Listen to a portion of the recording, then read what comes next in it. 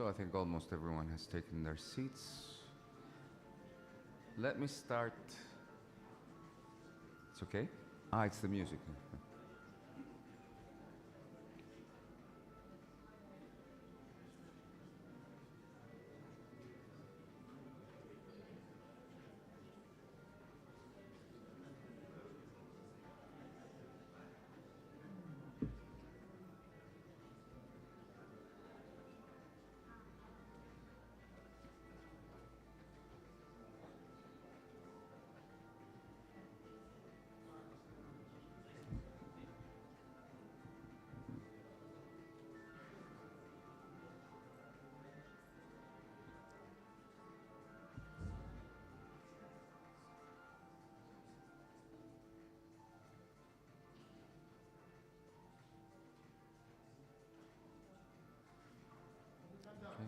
Yes, I think so. Yes, if it was a more like groovy thing, we could have started the party instead. So, a very good morning to you all. I need to start by saying something. It's going to be hard to fit into George's shoes. He was actually, for those of you who were here in 2022, you may remember that it was a very delightful experience at that time, but I will try to do my best. So nonetheless, I'm very happy that Seri and Sunday, you see, are expanding both geographically and in the amount of the projects that they're undertaking. And I'm really happy for this. Didn't expect it anyway to be otherwise. So I would like to welcome you all, our esteemed guests and friends. Many of you, we know each other already. I'm sure that we will all meet with the others. I would like to welcome you all. I will not say much. I will just begin with calling my very, very dear friend, George Pustras, for the initial remarks. Thank you very much.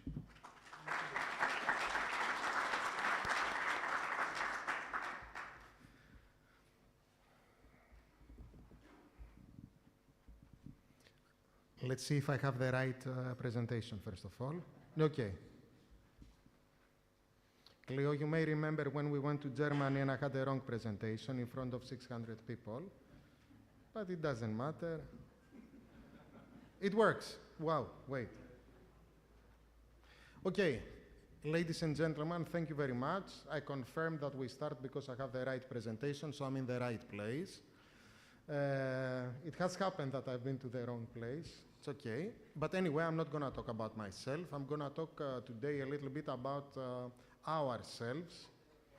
And the music has stopped, so we cannot dance any longer. But what I want to tell you is that we started in 2018. This is the 5th version of Nicosia Risk Forum, and it started as a sort of celebration of our successes as a laboratory. And we thought that we should be inviting our friends and our collaborators. Like Kostis said, we have expanded, unfortunately in many ways, personally, but we have expanded as well as a laboratory. And we have friends and collaborators from all around the Mediterranean and Europe. But let's be honest, with the Mediterraneans, I think we have a special bond irrespective of what language we speak. We're always late, like we are out of fashion, like we are a bit, like here and there, but at the end, we managed to make it. And I'm very grateful that we are here today. We are more than ever. Every time we are more, I think next time we're gonna need a small basketball ground or a volleyball ground, because we are expanding. And I just want to give you some statistics. This year we have 27 countries present. We have 6, maybe more, but I didn't name the organization. So if there are more, always think that you are in the 6 or international organizations. First of all, let me say that we are extremely grateful that we have the Secretary General of UFM, Ambassador Nasser Kamel. This is an honor not only for Nicosia Risk Forum, this is an honor for Cyprus, to have such a good friend of Cyprus here with us.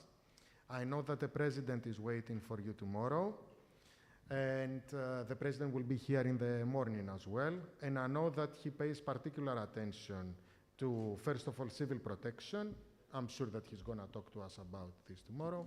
And of course, he pays particular attention, and he wants to focus and expand the collaboration with the Union for the Mediterranean, which is the biggest organization of the Mediterranean. Extremely grateful that we have the Deputy Secretary General, still Maltese. Last time we had John Gretsch, so I'm under the impression that this is the Maltese position in UFM, and we're very grateful, Stephen, and we look forward to having you, Ambassador Borg. We look forward to having you in many editions of our Nicosia Risk Forum ahead. 150 delegates that have registered. This means that some have not registered, but don't worry, it's okay. We're in the Mediterranean and we will arrange. Like when it comes to food, I just want to tell you, go first to make sure, because we have arranged for those that are that have registered. And we hope that you're going to use your media, anything, Twitter, Facebook, LinkedIn, Instagram and all that, especially for such, like beautiful people. Instagram is the best. We have 2 media handles, hash NRF 2024 and hash EU CivPro, Med EU CivPro. So see, I forgot to, I will change this, yes. Okay, a couple of words, because I'm not going to say much about Serides. I think to be here, I think probably you have checked our website, but I just want to ask my colleagues, current colleagues and previous colleagues, to stand up from Serides. Stand up, Dennis, don't worry. You're only young, yes. And I want to thank you very much.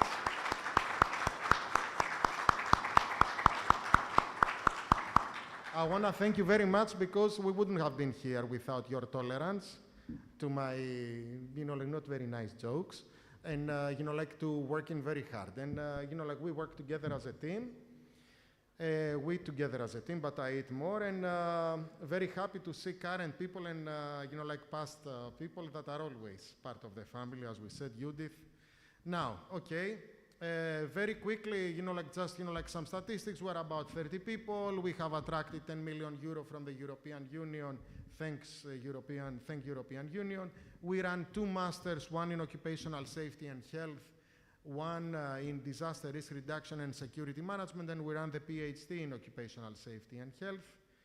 And I want to say thanks to our sponsors. I want to say thanks to our friends, because all our sponsors, if you go back, the vast majority of them, we have been working with them in previous versions, so they are stable friends. Suren, thank you very much. FEC, Mario, support CY. Marie, where are you? Okay, I thought you were having something, like to it, but later.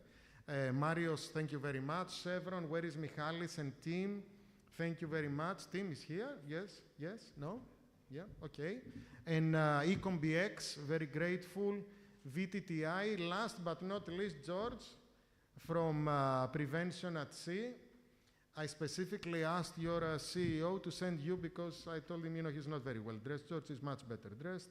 So why are we here today? We are here today because there are so many bad things that unite us, and it is good to understand reality. It is also good to see how we can make those bad things work for us. And what are these bad things that unite us? They're the natural catastrophes. Let me tell you, for those that are not from the exact neighborhood, in 2023, beginning of 2023, in the border of Turkey and Syria, the huge earthquake, I can tell you that us in Nicosia, we woke up in the middle of the night, we felt it as a real earthquake.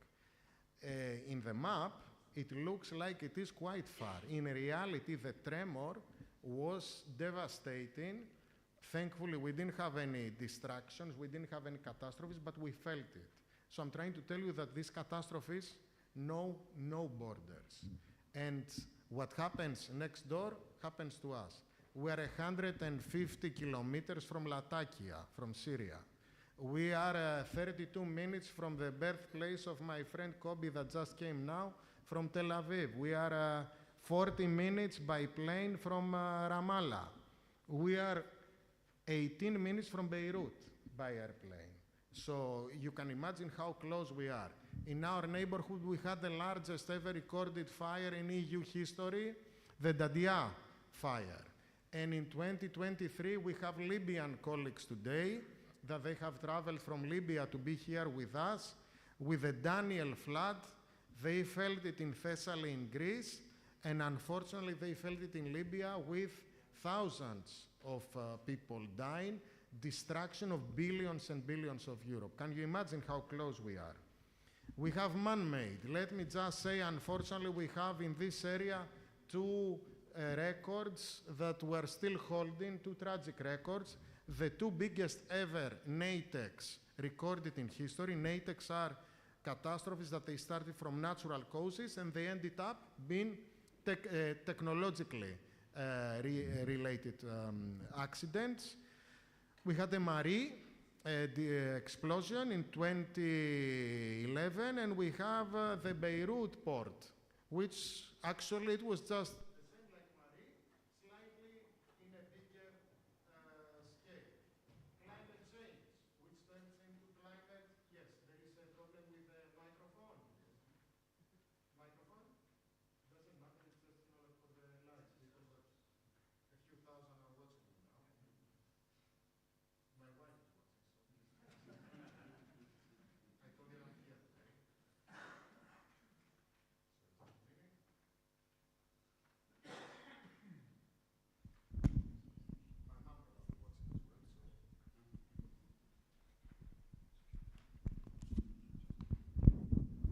Thank you very much. So climate change, political and geopolitical challenges.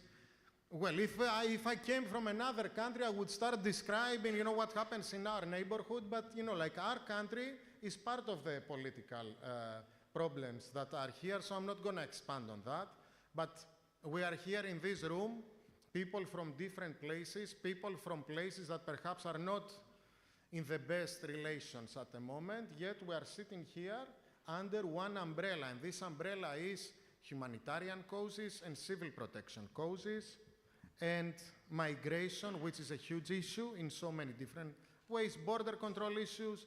The pandemic had, like a great impact on our lives and on our systems. A lot of the jobs in the safety and the security sector were not replaced. So speaking from, like a risk, I'm a risk assessor, don't forget. From a risk point of view, we have all these individual risks, but we have all these risks combined as well. Either in 2, 3, 4, 5, so there are so many numerous combinations of risks that we are facing, but if we work together, things are gonna be much better. We as a lab, we as Serides, we're trying our best in many different ways. I'm gonna finish with this slide, and I'm just gonna tell you that if, I'm not saying we're successful, but if we are slightly successful, this is because we do it from our heart. And we will never forget the PDX exercise when we were in River Jordan, in Tel Aviv, in Ramallah, in Amman, all together. We met all together, and we hope that, inshallah, we're gonna be together again, Habibi and Kobe and the Jordanian friends. We're gonna be again together celebrating there. PDX number 2. For the food, we can make a few, advancements, but, apart from that, it was great. So thank you very much, and thank you. Enjoy, like the rest of the day. Last thing, this is a forum. And I don't know, like in the beginning, we called it a forum, probably we didn't think about it. Then, when this started unfolding, we realized, Christo, when we had this idea in 2018, we realized that probably a forum is the correct expression. It is not a conference. Probably you are not gonna learn so much, but you are gonna meet so many people, and you are gonna learn so much about different systems, different structures, that it is 10 times a conference, and enjoy. Costa, I don't know who's next, so come and replace me. Thank you very much. Thank you. Thank you.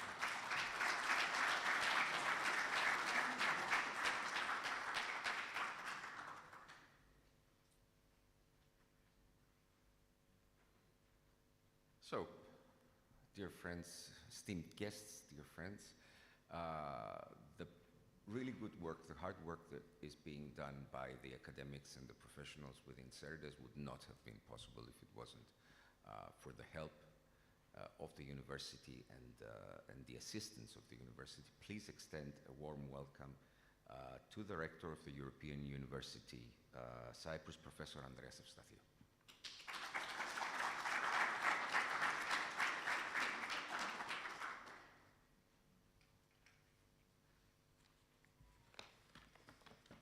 Good morning, everyone. Distinguished guests and participants, I'm deeply honored to welcome you today on behalf of European University Cyprus to the Nicosia Risk Forum 2024. We are very proud that this event is organized for another time by our CERIDES, Center of Excellence in Risk and Decision Sciences. The main theme of this year's Nicosia Risk Forum is very appropriate for the times we live in this part of the Mediterranean. Strengthening the disaster resilience of the Mediterranean region, safety, security, and climate crisis challenges. And we heard a nice description of all of these challenges just now from Professor George Boustras, Director of CERIDES. It is a great honor and privilege that NRF 2024 is endorsed by the Union for the Mediterranean and by the ClimPact Pan-Hellenic Initiative on Climate Change. Since 2018, the Nicosia Risk Forum has served as a hub for civil protection in Southeastern Europe. It unites academic, industrial, governmental, policy, and other societal stakeholders who have a vested interest in safety. The forum aims to create a comprehensive platform for dialogue and communication among countries and key stakeholders in the Mediterranean region. Over its two-day program, NRF 2024 will offer an open environment for both formal and informal interactions, allowing participants to engage in ways that best serve their interests. On this important day for our university, please allow me to say a few words about its history, our achievements, and our vision. European University Cyprus traces its origins to Cyprus College, which was founded in 1961, only 1 year after Cyprus became an independent republic.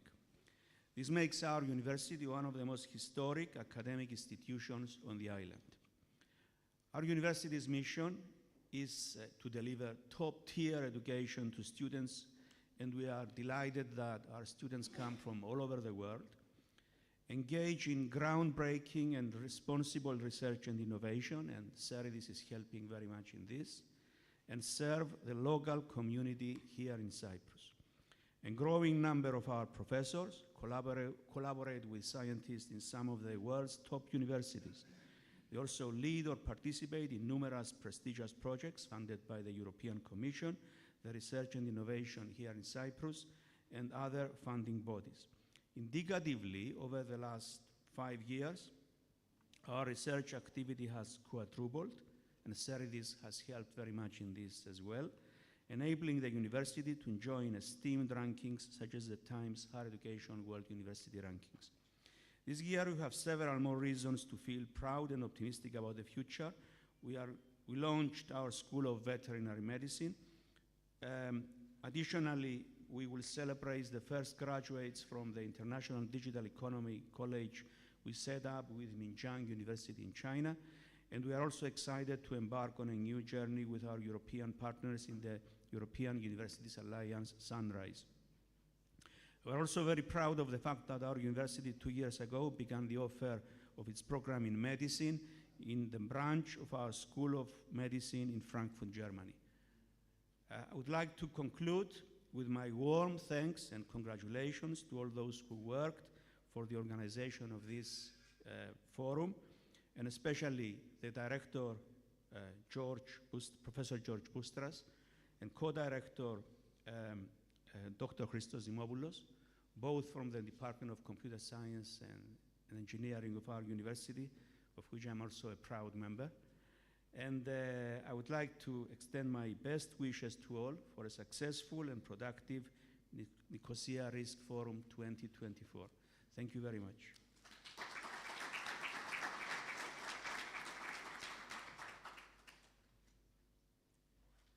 Thank you, Professor.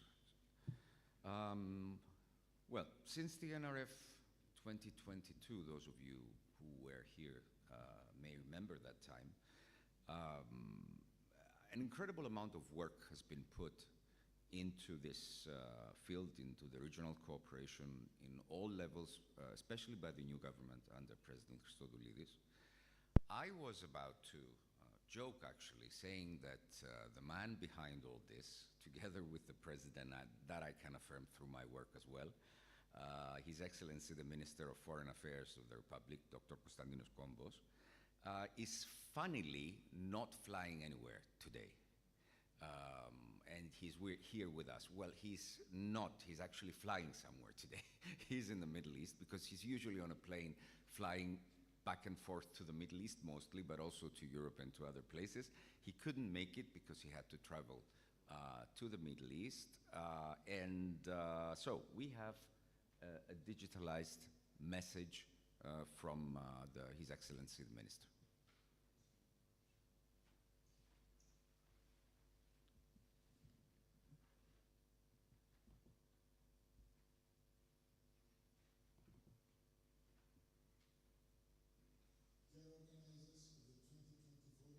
Dear organizers of the 2024 Nicosia Risk Forum, dear attendants, ladies and gentlemen, I would like to thank you for the invitation. Unfortunately, due to prior commitments, I will not be able to join you in person. Allow me, though, now to share some thoughts. We are living in a time marked by numerous global challenges, many of them affecting our own region. On a daily basis, we are called to confront multiple crises: Ukraine, Sudan, the Middle East. Also crises concerning the environment, climate change, and its impacts. As a member of the EU and as an integral part of this region, we are morally obliged to contribute in addressing these issues. To this end, we are particularly aided by the unique characteristics of ours, our excellent relationships with both the West and the East. And this comes with responsibility. The Amalthea initiative, the Maritime Corridor, is one such example. An example of bringing together an international coalition with the aim of sending humanitarian aid to the people in Gaza. More than 20,000 tons of humanitarian supplies have been sent, and over 500,000 Palestinian civilians have been helped. Beyond the dangerous situation in the region is also in danger of another sort. I'm referring to climate change.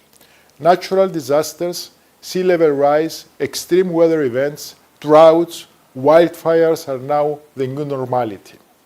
The increasing frequency of wildfires in our region has highlighted the need for a skilled and professional regional multinational force, one that will be ready to provide rapid response assistance in cases of extensive firefighting.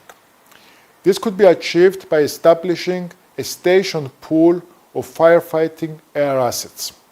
With this aim, and seeking to once again be part of the solution to the problem, the Republic of Cyprus has launched another initiative in collaboration with Jordan, namely the establishment of a regional aerial firefighting station in Cyprus. Without a doubt, turning such regional initiatives into reality requires the creation of synergies. It also requires strengthening civil defense and civil protection mechanisms and utilizing related climate disaster funds. The dialogue developing at the regional platforms, such as this important forum, can prove to be particularly effective in combating the crisis in our region. The key lies in having the ability to work methodically with the planning and timely implementation of the measures. As a region, we have repeatedly demonstrated that we can cooperate and overcome disasters. I believe the same will hold true in the future. I wish you all productive sessions of the forum, and I wish you also that you have a very fruitful discussion. Thank you.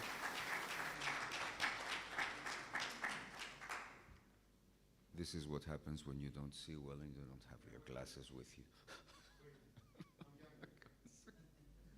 I'm 2 years younger. By luck. Yes, okay.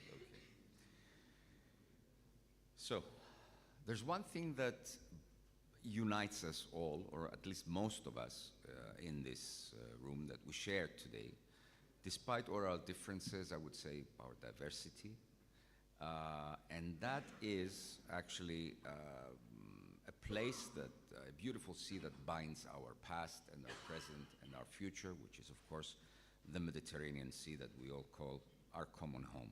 It is an honor for us to have today with us the Secretary General of the Union for the Mediterranean, Ambassador Nasser Kamel.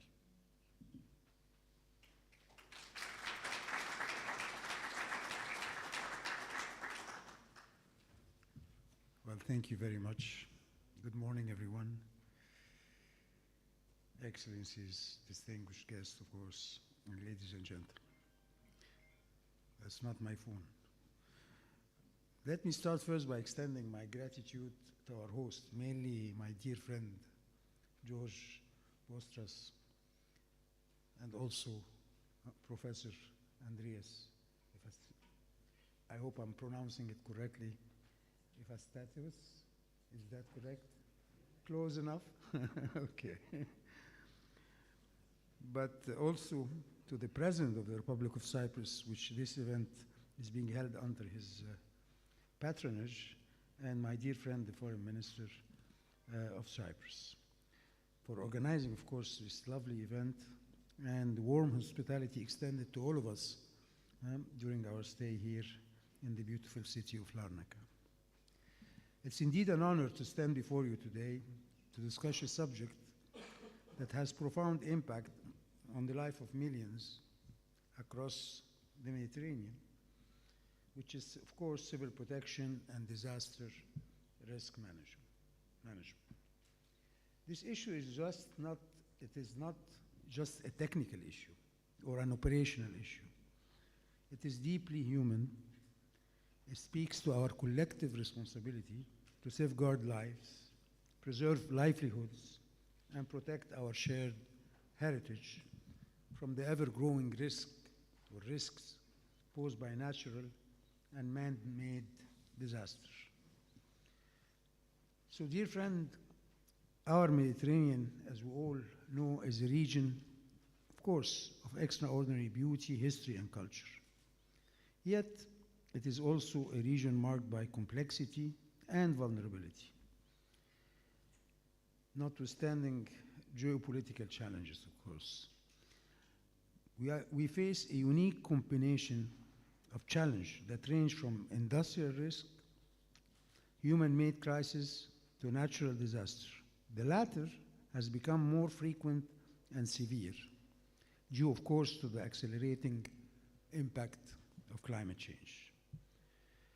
During the recent COP29 in Baku, the Mediterranean experts on climate and environmental change, which is a group of more than 100 scientists from all over the region that we at the Union for the Mediterranean are proud to have helped create and continue to support throughout the years, announced 2 new reports on the impact of climate change on coastal areas and on the water, energy, food ecosystem, what we call, or what the experts call, the WEFE nexus.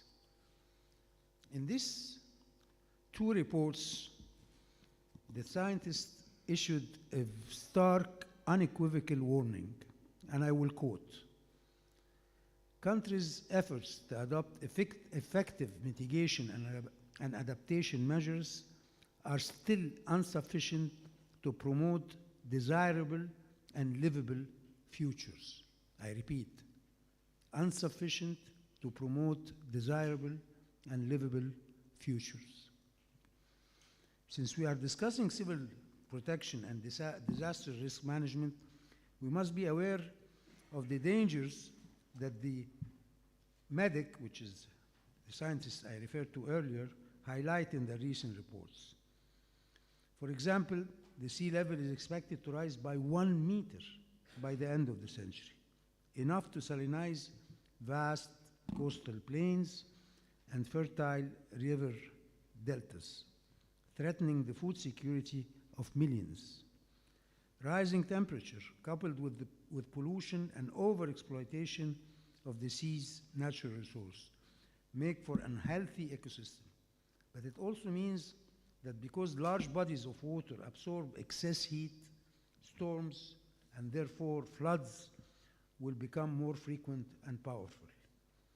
The devastation we saw in Valencia in early November, and of course, my dear friend referred to what happened in Derna, will unfortunately become a common occurrence in certain parts of the Mediterranean. And let's not forget that a third of the population in the Mediterranean region already lives in close vicinity to the sea, which means that people in this increasingly densely populated area will be exposed to coastal hazards if we fail to act.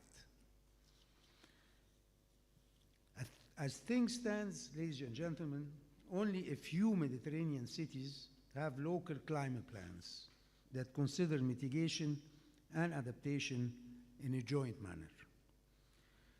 An urgent need for more integrated plans calls more than ever for us to take joint action.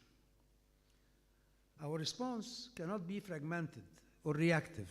It must be unified, coordinated, and proactive. At the Union for the Mediterranean, we aim at playing a key role in fostering such an approach. And I would like to highlight 3 key areas where we must focus our efforts. First, strengthening of regional cooperation. Disaster, as said before me, do not respect borders. A wildfire or an oil spill can spread across boundaries, affecting ecosystems and economies alike. The interconnection demands a regional approach to disaster risk management.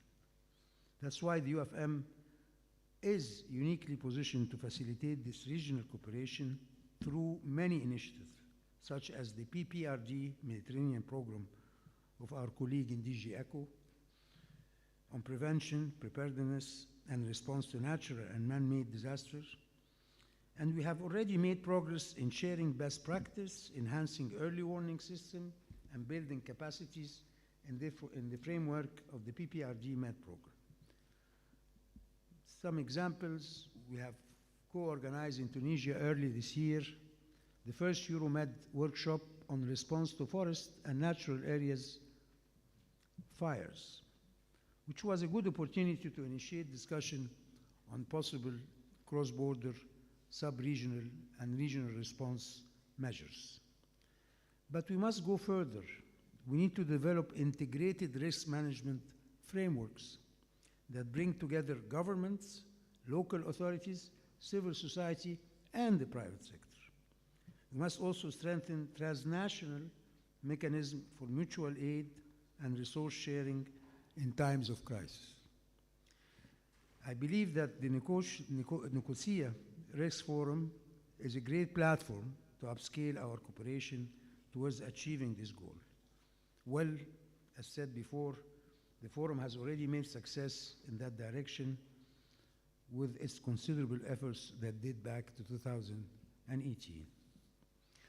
In addition to regional cooperation, the second area of our focus relates to building resilience through innovation and education. Investing in resilience is not just about responding to disasters, but reducing their potential impact.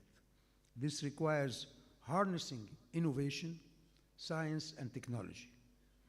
Examples: using the digital tools like geographic information systems, GIS, artificial intelligence-powered risk modeling can help us better predict, prepare for disasters. The IT platform that will be launched in 2025 by the PPRD Med program will be a pilot test to implement this approach. Also, green infrastructure projects such as restoring wetlands and forests can provide natural buffers against floods and wildfires. The UFM Green Med agenda has targeted concrete initiatives in collaboration with FAO and other partners. That's the IT dimension. The educational programs are important to raise awareness about disaster risk, preparedness, and they must be integrated into school curricula and community training initiatives. Resilience building also means addressing the root causes of vulnerability, particularly for marginalized groups, women, children, refugees, displaced population, who often bear the brunt of those disasters. To realize the first two areas of our focus that I mentioned earlier, we need to mobilize resources and political will, which is the third domain of our work.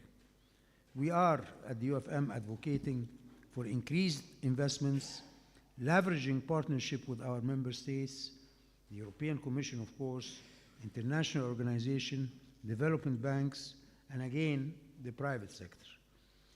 Initiatives like the EU Civil Protection Mechanism provide valuable models for resource pooling and rapid response. But money alone is not enough. We need political will. This means embedding disaster risk management into national and regional development plans, ensuring it is not treated as a secondary concern, but as a core component of our sustainable development strategies. Dear friends, ladies and gentlemen, our region has faced crisis before, and we have always shown resilience and solidarity. But the challenges we face today demand more than resilience. They demand transformation. We must transform the way we think about disasters, viewing them not as an isolated events, but unfortunately as interconnected risk that requires comprehensive solution. We must transform our systems, building capacity that prioritize prevention and preparedness. And we must transform our cooperation, recognizing that no country can face these challenges alone. Given this pressing crisis, the Union for the Mediterranean has a vision to prepare for effective and efficient mutual assistance in the Euro-Mediterranean region.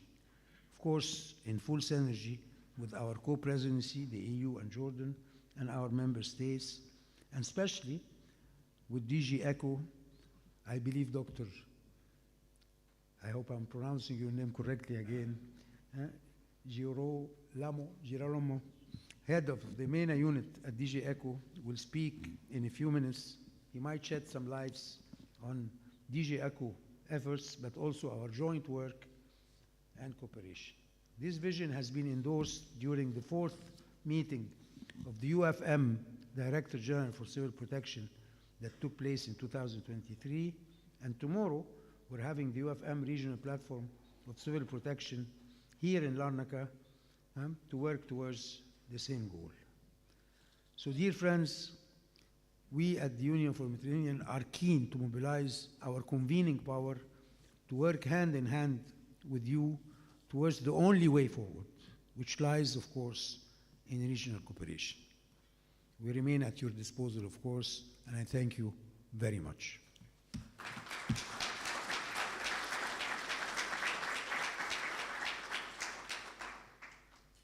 Thank you, Ambassador.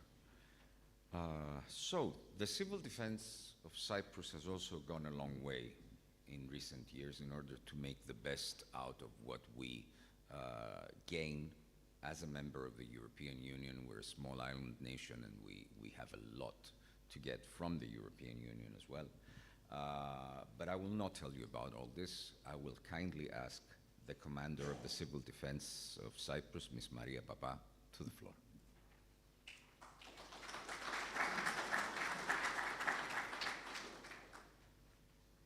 Good morning, everybody.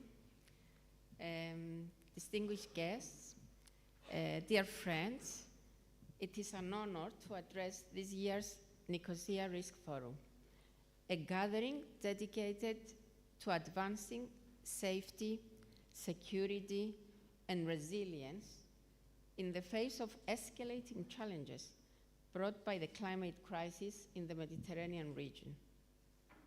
The Mediterranean, known for its beauty and cultural heritage, is also a region of unparalleled complexity and vulnerability.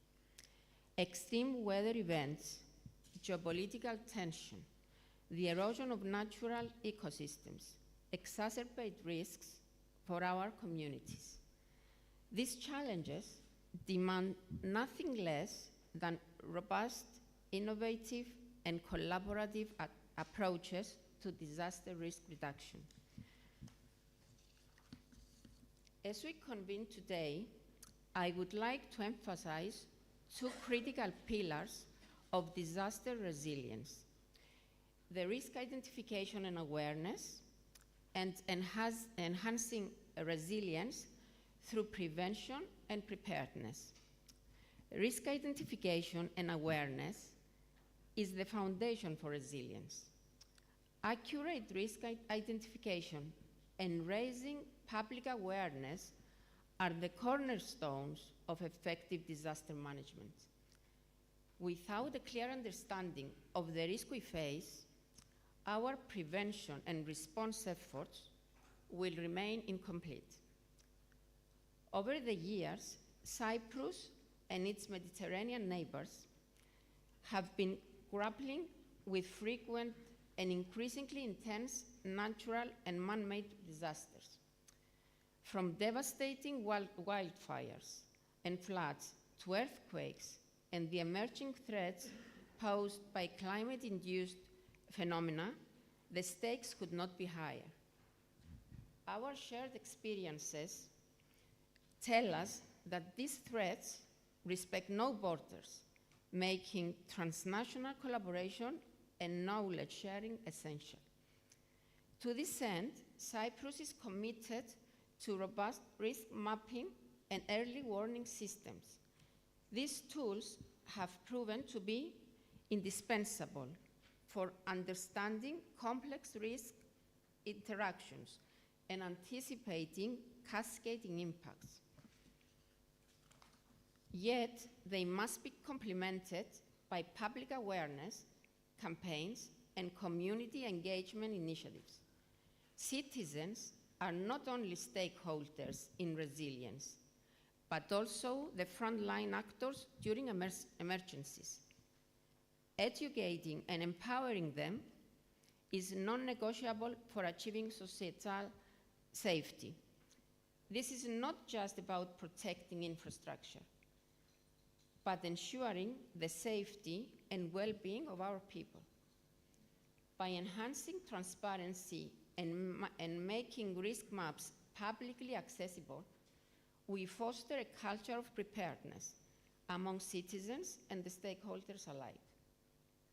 Prevention is far less costly than response and recovery, and preparedness can save countless lives. In this light, Cyprus Civil Defense has prioritized integrating disaster prevention and climate adaptation into its policies and strategies. These efforts are aligned with the Union Civil Protection Mechanism's goals, resilience goals, which call for strengthening early warning systems, scaling up response capacities, and safeguarding critical infrastructure.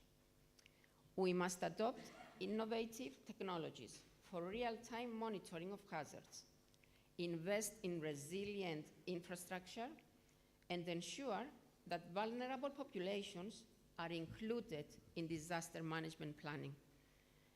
Crucially, we must also support sustainable finance mechanisms, such as disaster insurance and resilience funds, to help mitigate economic losses and accelerate recovery.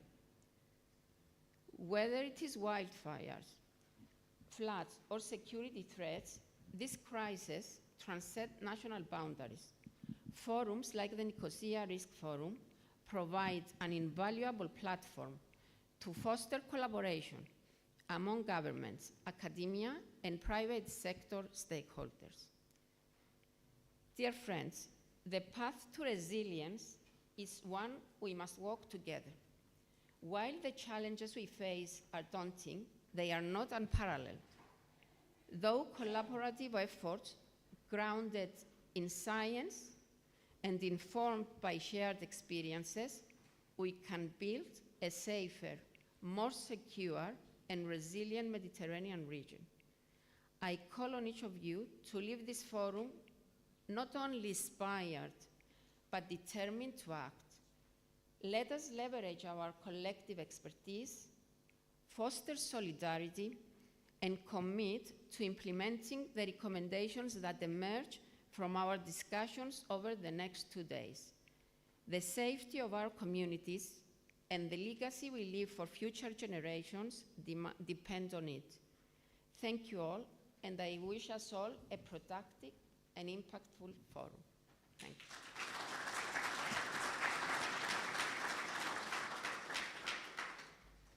Thank you very much, Ms. Papa.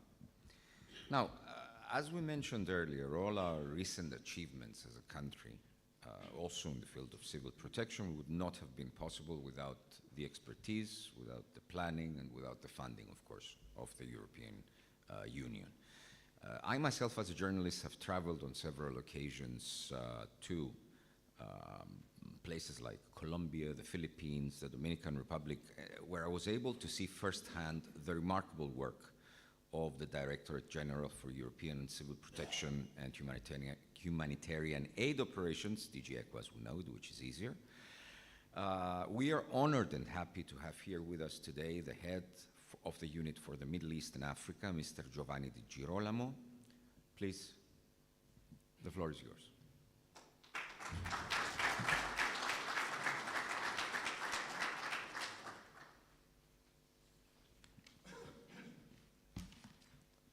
Well, distinguished guests, I want first of all starting by thanking our hosts for convening all of us in this beautiful island state in the middle of the Mediterranean, and which remind us also that we share a joint civilization. The contribution of the Mediterranean country to the development of world civilization is without limit and comparison. And I think we have always to remember that we share a common heritage. And I think events like that are very important. We live in troubled times. I think the Minister of Foreign Affairs remembered us about the major geopolitical challenges we are facing. The tragic conflicts in the Middle East are always on our thoughts. I have to follow civil protection, but also humanitarian aid. The EU is deploying important humanitarian and diplomatic effort, and we hope that this will land soon. However, in this context, we have to be even more united. We have, independence of our differences and different stances, we have to try to keep dialogue open. And I think the Nicosia Risk Forum is important because it really targets a number of key areas. I want also to acknowledge that for the first time, we are going to have a commissioner and a director general specifically devoted to the Mediterranean. It will be Mrs. Dubravka Šuica, which already started. She will be in charge of Mediterranean in all its aspects, which is an important element. And this also shows to which Europe, from the north, to the very north, to Cyprus, is concerned about the importance of the region and the challenge, but also the opportunity can come from this Mediterranean basin. I want also to remind that our new Commissioner for Civil Protection and Humanitarian Aid, Ajal Habib, has a particular Mediterranean sensitivity because of her background. So we have, at least in Brussels now, people who can even more devote resources and attention to the region. I think I will focus now more on the civil protection, which is one of the elements of the day, and civil preparedness. And I really have been recalled by the Madam Papa about the risk we have in this area. Of course, extreme weather events are becoming the norms. We had the wildfire in Greece. We had wildfire in other parts of the country. We have floods in Libya, which is not seem counterintuitive. A country mostly desertic, but we have floods. We have the catastrophic floods in Valencia, which made much more damage than the one in 1957. So we know that none of us is spared by the risk. And I think we are doing an effort to how to cope with the resources we have, how to face with these extreme weather-related events. Because the fight with climate change is a long-lasting thing, but in the meantime, we have to get prepared. And so we are committed to build necessary capacity to provide, first of all, a necessary response, like, for example, doubling the number of firefighters and prepositioning them in country of risk according to the season, but also working on prevention and preparedness in a more structural manner in terms of infrastructure, etc. And all that requires money, requires resources, requires effort. Now, we have a good example, of course, a dialogue, what was done in Tunis with the Euromed Joint Workshop on Wildfire. I think this was very good collaboration with the Tunisian Civil Protection, with the Union for the Mediterranean. I really thank the Secretary General for his kind words concerning DG ECHO. And this, no, we have to work on this kind of events, in which we can somehow build together not only strong networks between ourselves at personal level, because ultimately personal contact are very relevant, but also we can share ideas. Now, we have to use what we have already. So really, we have to make use of all existing available instruments and to improve the civil protection system. We have to build in sustainable capabilities. We have to create interlinkages more at the institutional level. And we have, of course, to work on prevention, preparedness, and response to natural and man-made disaster in the Mediterranean. And of course, in this context, our programs can help in very much. We have to do things like multi-country mapping studies. We have to analyze trends. We have to learn from the lesson learned by other countries, etc. So I really confirm that we are really coordinating at DG ECHO with each one of the country of the Mediterranean. We want really to work together with you. And also we want to support all the institutions, apart from the European Union, who are working in the region. Of course, first of all, the Union for the Mediterranean, I think, is an important forum. It's, in a way, the institution reminded us in a very structured form the importance of the Mediterranean. I really praise the work they do. Of course, the League of Arab States, which of course also has a larger expansion, but ultimately many members of the League of the Arab States still gravitate around the Mediterranean. And of course, all the other stakeholders, etc. So I really don't want to take too much of your time at the end of this presentation. I want to conclude by the importance of this event. I think that the opportunity we have here today and tomorrow to go on and to really strengthen our link, and remind that DG ECHO will always ready to support you, to fight for resources in Brussels. And I think we need also your voice sometimes to justify it in this very complex arena, which is the European one, to close attention to this region and to the risk we are all commonly facing. So thank you very much, and good work to all.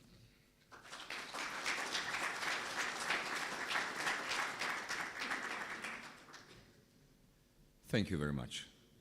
So I think it's time to proceed to the official ceremony. I would like to ask Ambassador Kamel and Director of our university to sign a memorandum of understanding. If you can please join us here.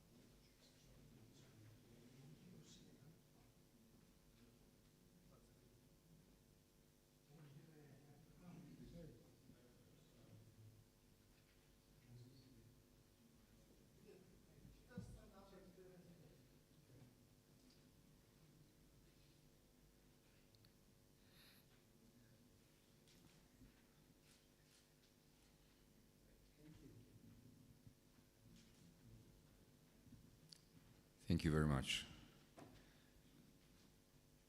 So, it's with pleasure, my pleasure and your pleasure, I think, because you're earning an extra 20 minutes or something for the coffee break. The speakers, all our esteemed guests, were very punctual today. We will just have a coffee break right now, but before we go, let me just say to you that during the presentations and during the speeches, you do have the opportunity, if you feel like having a coffee or a tea, there is a place outside, not the one inside. Now the coffee break will be right there. Thank you very, very much, all of you, for being here today.